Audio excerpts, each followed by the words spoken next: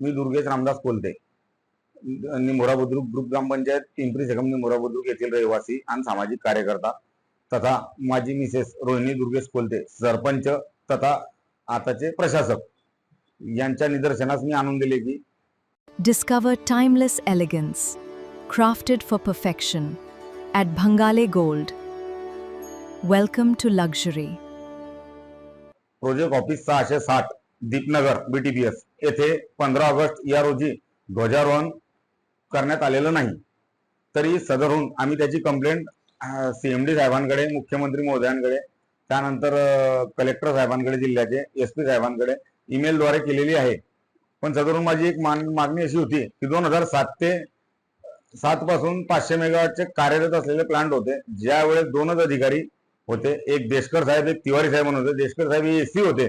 2 अधिकारी असल्यावर त्यांनी स्वतः जर झेंडावंदन केलेलं होतं, तर मग इथं इतका मोठा स्टाफ आज रोजी असून येथील जे कार्यान्वित असलेले अधिकारी आणि हे कार्यान्वित असलेल्या अधिकाऱ्यांनी ध्वजारोहण न करण्याचं कारण काय, आणि यांनी ही कल्पना वरिष्ठ कार्यालय, गृहमंत्री, ऊर्जा मंत्री, त्यानंतर ऊर्जा खाते आहे, कलेक्टर साहेब आहेत, SP साहेब आहे, यांच्यापर्यंत दिलेली होती का ध्वजारोहण न करण्याचं कारण?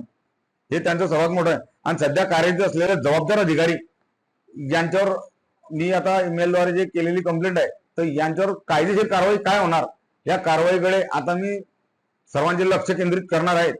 ध्वजारोहण न करणे हा म्हणजे एक देशद्रोहाचा गुन्हा आहे. त्या राज्यघटनेच्या नियमानुसार प्रत्येक शासकीय कार्यालयाला आपल्याला ध्वजारोहण करण्याची गरज आहे, तरी या जबाबदार अधिकाऱ्यांनी ध्वजारोहण केलेलं नाहीये. आणि दुसरी गोष्ट, मी एक जबाबदार अधिकारी DYC म्हणून गजरवाल साहेब आहेत, यांच्याशी दूरध्वनीद्वारे संपर्क केला असता त्यांनी मला उडवडीची उत्तरं दिली की आम्ही नवीन क्लबला झेंडावंदनला अवेलेबल होते, तिथं झेंडावंदन होतं. पण एक मुख्य कार्यालय म्हणून शक्तीगड जसं वाईंडमचं आहे, तिथं ध्वजारोहण होतं. त्यानंतर कामगार कल्याणचं ऑफिस आहे, तिथं ध्वजारोहण होतं. तालुका पोलीस स्टेशनची एक OP आहे सुरक्षेसाठी दिलेली 4-5 गावांसाठी, त्या OPला ध्वजारोहण होतं. श्री शारदा माध्यमिक शाळेत ध्वजारोहण होतं.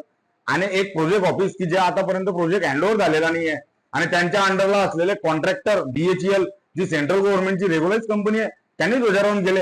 आणि मग या अधिकाऱ्यांना हा माज कुठून आला की यांनी ध्वजारोहण केल्याने देशाचा अपमान केला? या अधिकाऱ्यांवर देशद्रोहाचा गुन्हा दाखल झाला पाहिजे आणि यांना सर्व्हिस मधून बडतर्फे केलं पाहिजे. असं नाही झाल्यास लवकरात लवकर आम्ही आत्मदहन कलेक्टर ऑफिस समोर करणार.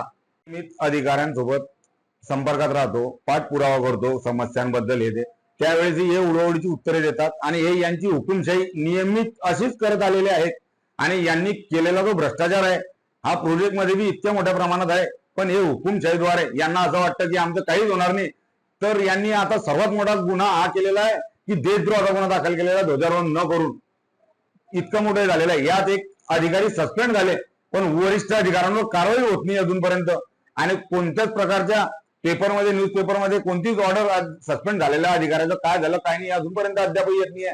आणि हे वरून देशाचा अपमान करताय, म्हणजे किती मोठे देशद्रोही आहे. म्हणजे यांची चळवळ ही हुकुमशाहीकडे नेण्याची चळवळ आहे.